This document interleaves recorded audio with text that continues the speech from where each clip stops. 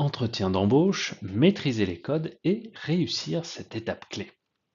Pendant l'entretien, le recruteur ou la recruteur va vous poser un certain nombre de questions et vous allez voir que la méthode STAR des entretiens, elle existe et c'est une méthode très spécifique, notamment à l'Amérique du Nord. Nous allons voir ça en deux phases aujourd'hui.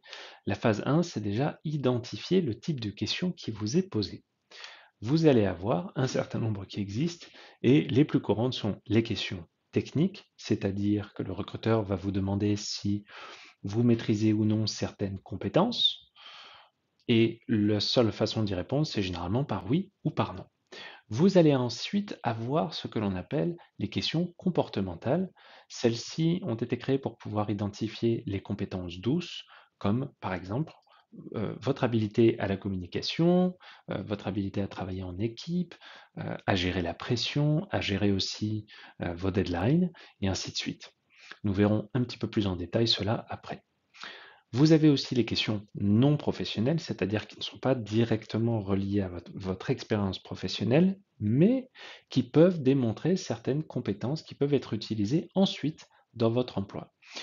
C'est généralement des questions qui cherchent à savoir si vous avez un engagement associatif ou sportif. Et enfin, nous avons les questions illégales.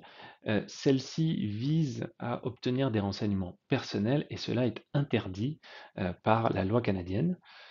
Un exemple tout simple serait, est-ce que vous avez des enfants? Quelle est votre religion? Est-ce que vous comptez prendre des vacances bientôt? Ce genre de questions, quand un recruteur ou quand un employeur les pose, vous avez le droit de ne pas y répondre et je vous recommande même fortement de ne pas le faire, simplement demander à passer à la question suivante. Et la phase 2 ici, c'est de comprendre comment répondre de manière standard et systématique à toutes les questions comportementales et c'est à travers évidemment la méthode STAR.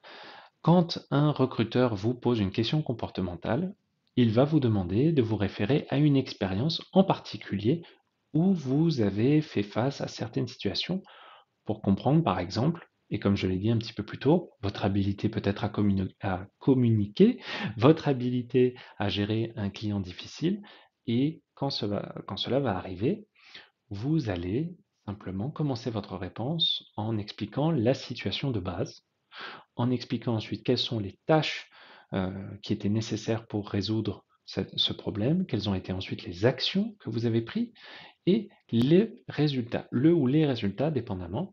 Il faut savoir aussi que dans une réponse STAR, le résultat peut être positif, c'est-à-dire que vous avez réussi, ou alors il peut être négatif. Et dans ce cas-là, quand c'est un échec, il faut aussi ajouter ce que vous avez appris, ce que vous avez retiré finalement de cette expérience qui vous a permis de vous améliorer après. Petite chose à savoir, si vous ne comprenez pas très bien la question qui vous est posée, vous pouvez poser une contre-question ou demander simplement des précisions ou à paraphraser cette question.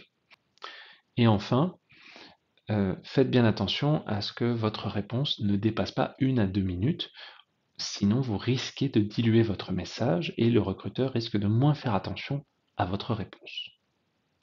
Donc, ensemble un petit peu les questions comportementales, quel type aujourd'hui existe. Je vais vous montrer certaines catégories. Ce sont les catégories, en tout cas les plus connues.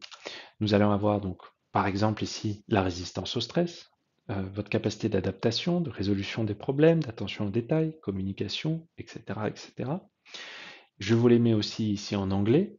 Je vous recommande fortement d'aller sur votre moteur de recherche favori et de taper les mots suivants, exemple de questions comportementales, et vous verrez apparaître un grand nombre de propositions qui vous permettront justement de travailler sur ces exemples, toujours en vous rappelant que vous avez ces catégories-là et vous avez la méthode STAR pour y répondre.